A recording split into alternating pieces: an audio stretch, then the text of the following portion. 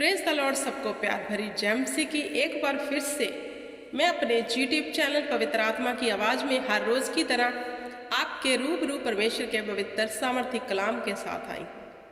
मेरे प्रिय भाई बहनों, आज का जो मैं विषय लेकर आई हूँ वो ये है, उपवास रखते समय ना करें ये गलतियाँ। जी हाँ,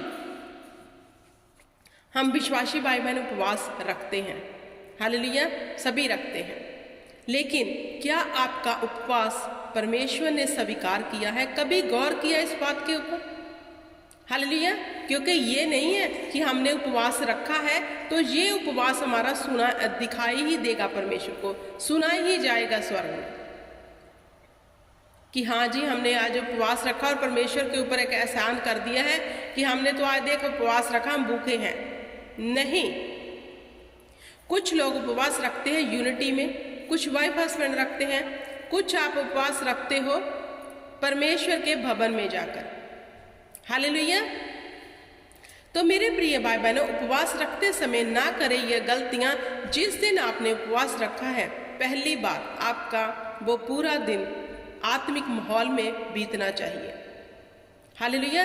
और जब आप उपवास रखो, दूसरी बात आपके अंदर दीनताई होनी चाहिए, घमंड नहीं। ऐसा मत करो कि आपने उपवास रखा हुआ है और आप परमेश्वर के ऊपर कोई एहसान कर रहे हो। दीनताई के साथ, हालेलुया। कैसे उपवास रखना है? यहोवा के आगे दीन होकर। जब 99 के लोगों को पता चला योना नबी के द्वारा कि यहोवा आपको खत्म करने वाला है, तो उन्होंने क्या किया? टाट ओढ़ लिए, उपवास में चले गए, बच्चे तक। हालेलुया। तो जब उन्होंने उपवास किया, परमेश्वर के आगे दीन हुए, तो परमेश्वर ने क्या किया? अपना फैसला बदल लिया। तो जब हमने उपवास में जाना है मेरे प्रिय भाई बहनों, जिस भी विषय के लिए हम उपवास रखते हैं, हमें दीनताई के साथ, सबसे पहले हमारे अंदर दीनताई होनी चाहिए। ऐसे नहीं कि हमने उपवास रखा है, हम डंडोरा पीटते हुए सबको बता रहे हैं और दूसरा अपने अंदर ये समझ रहे कि देख खुदा, हमने आज उपवास रखा, हमें आज ये उत्तर चाहिए। नो, जितना आप परमेश्वर के आगे दीन हो गए, क्योंकि वह दिल और गुर्दों को जांचने वाला परमेश्वर है और वह जानता है कि हमारा दिल अंदर से कैसा है। हालेलुया। जिन लोगों ने बहुत गुनाह किए होते हैं, उनसे प्रभु में आकर भी गलती हो जाती है, वह उपवास करें। उपवास और प्रार्थना में दीनताई के साथ जाएं, जैसे 99 के लोग गए। हालेलुया। जब आप जाओगे आपको माफी मिलेगी। इसे कहते हैं उपवास। उपवास ऐसे नहीं रखा जाता जैसे हम लोग रखते हैं। इसके विषय में वचन क्या कहता है? मत्ती की बुक, उसका 6 अध्याय, उसकी 16, 17 और 18 आयत में पढ़ूंगी। जब तुम उपवास करो तो कपटियों के समान तुम्हारा मुंह पर उदासी ना छाई रहे, क्योंकि वे अपना मुंह बनाए रहते हैं ताकि लोग उन्हें उपवासी जाने। मैं तुमसे सच कहता हूं कि वे अपना प्रतिफल पा चुके हैं। कौन कह रहा है? ये प्रभु यीशु मसीह, कि जब तुम उपवास करो, ये मत दिखाओ लोगों को अपने चेहरे पे उदासी लाकर कि हमने उपवास रखा, देखो आज हम भूखे हैं। अगर आपके अंदर ऐसा डबल माइंड चल रहा है कि लोग हमें देखें कि हमने उपवास रखा है, भूख लगी है, ये ऐसे उदास मुंह बना के घूम रहे फिर रहे हैं, क्या फायदा? पूरा दिन भूखे भी रहे और मिला भी कुछ नहीं। हालेलुया। कपटियों के समान नहीं। कपटी लोग ऐसा करते हैं। हालेलुया। जो डिंडोरा पीटने वाले होते हैं उन्हें कपटी कहा जाता है। आज मैंने उपवास रखा है, किसी का फोन आ गया, आज मैंने उपवास रखा है, बाहर गए, आज मैंने उपवास रखा। नो, ना करो ये गलतियां, क्योंकि आपने जो उपवास रखा है, ये जानो कि आज का उपवास खुदा तो स्वर्ग में हमारा सुन ले, देख ले, ताकि हम प्रतिफल तेरी ओर से पाए, हमारे गुनाह माफ किए जाएं। परमेश्वर दीनताई के साथ, कपटियों की तरह नहीं। आगे 17 आयत में क्या कहता है वचन? परंतु जब तू उपवास करे तो अपने सर पर तेल मल और मुंह धो, ताकि लोग नहीं परंतु तेरा पिता जो गुप्त में है तुझे उपवासी जाने। इस दशा में तेरा पिता जो गुप्त में देखता है तुझे प्रतिफल देगा। वाह, यहाँ वचन तो स्पष्ट कर रहा है मेरे प्रिय भाई बहनों कि जब तू उपवास करे अपने सर पर तेल मल, मुंह धो, क्योंकि जो हमारा पिता गुप्त में है वो देख रहा है। हमें उपवास कैसे रखना है? गुप्त में, किसी को पता ना चले। जो हम यूनिटी में उपवास रखते हैं वो हम 5 लोग बैठे हैं, 10 लोग बैठे हैं, 15 लोग बैठे हैं, यूनिटी में रख रहे हैं, वो उनको पता है। हालेलुया।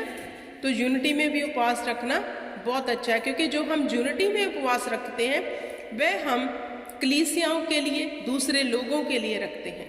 लेकिन जो हम अपने लिए रखते हैं, जो हमने गलती गुनाह की होती है, जहाँ फिर हमारे किसी भी मसले का हल नहीं हो रहा, जहाँ फिर हमारे जीवन में कोई बीमारी है, तो हम उसके लिए उपवास और प्रार्थना में गए हुए हैं कि खुदा हमें चंगा कर, वो हमें गुप्त में रखना है।